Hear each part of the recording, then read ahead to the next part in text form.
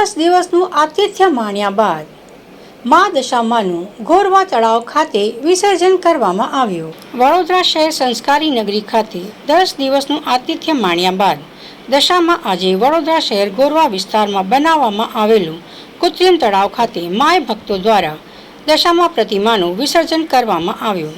વડોદરા મહાનગરપાલિકા અને પોલીસ તંત્ર દ્વારા સંપૂર્ણ તૈયારીઓ પૂર્ણ કરી દેવામાં આવી હતી। ત્યારે મોડી રાત્રે માઈ ભક્તો દ્વારા દશામાની પ્રતિમાનું વિસર્જન કરવામાં આવ્યું। માઈ ભક્તો દ્વારા મા દશામાની 10 દિવસની ભાવભક્તિપૂર્ણ સેવા અને પૂજા અર્ચના કર્યા બાદ આજે મોડી રાત્રે ગોરવા કૃત્રિમ તળાવ ખાતે વિસર્જન કરવામાં આવ્યું।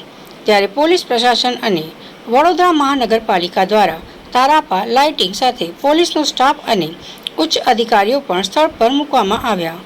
તળાવ ખાતે કોઈ બનાવ ન બને તે માટે પણ પોલીસ તંત્ર અને વડોદરા મહાનગરપાલિકાની ટીમ સજ્જ કરી દેવામાં આવી। દિવસની દશામા વ્રત આજે સંપૂર્ણ થાય છે અને આને સાથે સાથે સમગ્ર શહેરમાં દશામા મૂર્તિઓની વિસર્જન થનાર છે।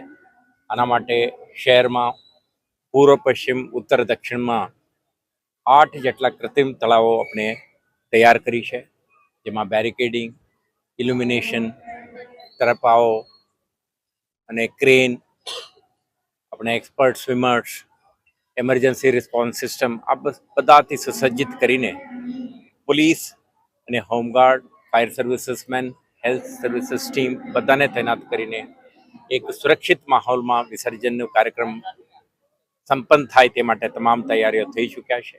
વડોદરા શહેર પોલીસ તરફથી વરિષ્ઠ અધિકારીઓ, 2000થી વધારે પોલીસ અધિકારી કર્મચારીઓ, સાથે સાથે હોમગાર્ડના માનદ વેતકો તૈનાત રહેશે। શહેરના જુદા જુદા વિસ્તારમાં આપણે ટ્રાફિક ડાયવર્શન પ્લાનને પણ અમલમાં મૂકી છે। તો મને વિશ્વાસ છે કે આ સમગ્ર કાર્યક્રમ એક શાંતિપૂર્ણ માહોલમાં સંપન્ન થશે। શહેરવાસીને પણ આપણે અપીલ છે કે જાહેરનામાના પાલન કરો, બિનજરૂરી વાહન લઈને પ્રતિબંધિત વિસ્તારમાં પ્રવેશ કરવાની પ્રયાસ ન કરો અને સાથે સાથે જ્યારે વિસર્જન માટે તમે નીકળો છો ત્યારે બાળકો, મહિલાઓ, વરિષ્ઠ નાગરિકો, દિવ્યાંગો સુરક્ષાના પણ ખ્યાલ રાખે અને મોડી રાત્રિ સુધી ચાલનારા કાર્યક્રમ વખતે દરેક નાગરિક સતર્ક બનીને તંત્ર સાથે સાથ સહકાર આપીને આ કાર્યક્રમમાં જોડાય, જેથી કરીને શ્રદ્ધા ભક્તિ સાથે સાથે સુરક્ષાના મંત્ર પણ યાદ રાખે। તો હું માનું છું કે આ કાર્યક્રમ